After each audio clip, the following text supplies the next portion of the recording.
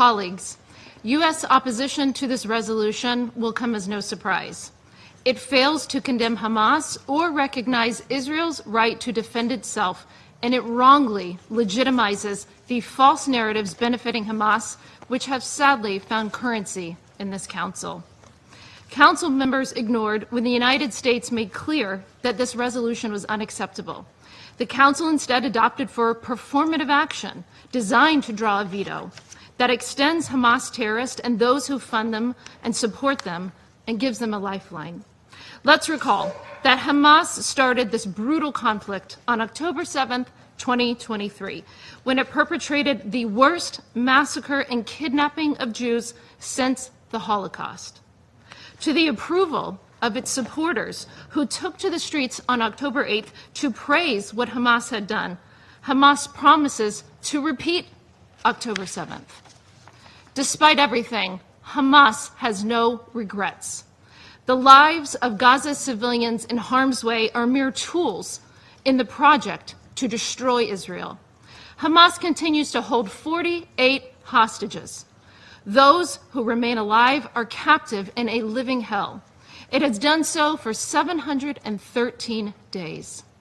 We have seen the chilling videos and images of how Hamas has starved the hostages. In this Council, we have heard heart-rending testimony from freed hostages, how Hamas brutalized and sexually assaulted them during their captivity. Hamas is responsible for starting and continuing this war. Israel has accepted proposed terms that would end the war, but Hamas continues to reject them. This war could end today if Hamas freed the hostages and laid down its arms.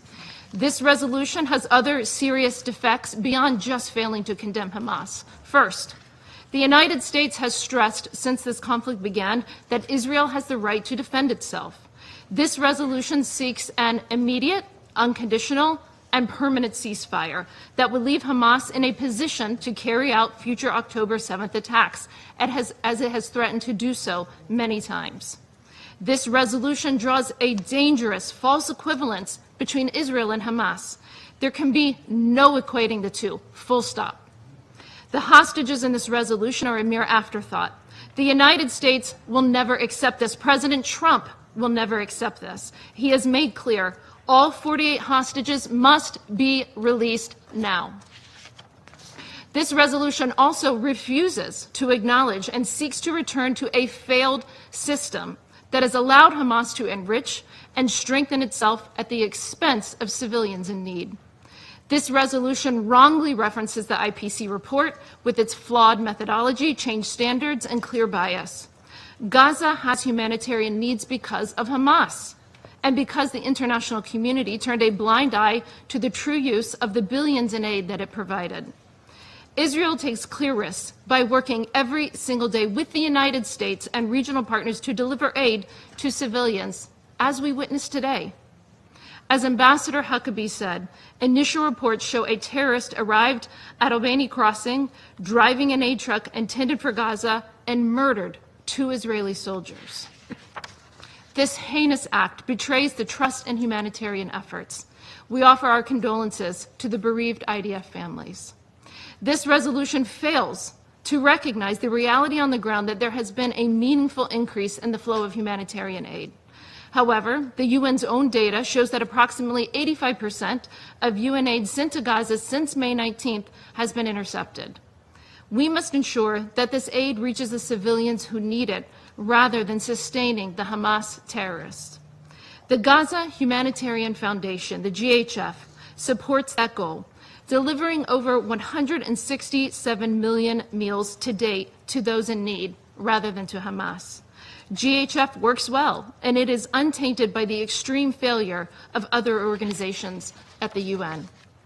The UN and the Council members should support the GHF and other mechanisms, including airdrops by Jordan, the UAE, and international partners facilitating deliveries of food and other supplies into Gaza. These mechanisms have delivered humanitarian assistance and other goods to those in need and denied Hamas the supply on which they have come to rely. So, the United States rejects this unacceptable resolution. It is beyond time that Hamas release every single hostage now. and surrender immediately. The United States will continue to work with its partners to bring an end to this horrific conflict for the sake of the people of Gaza, who deserve a future free from Hamas, and the whole Middle East, which is ready to move into a new chapter of peace and prosperity. For these reasons, the United States of America will vote against the draft resolution and urges delegations to join us in voting against it.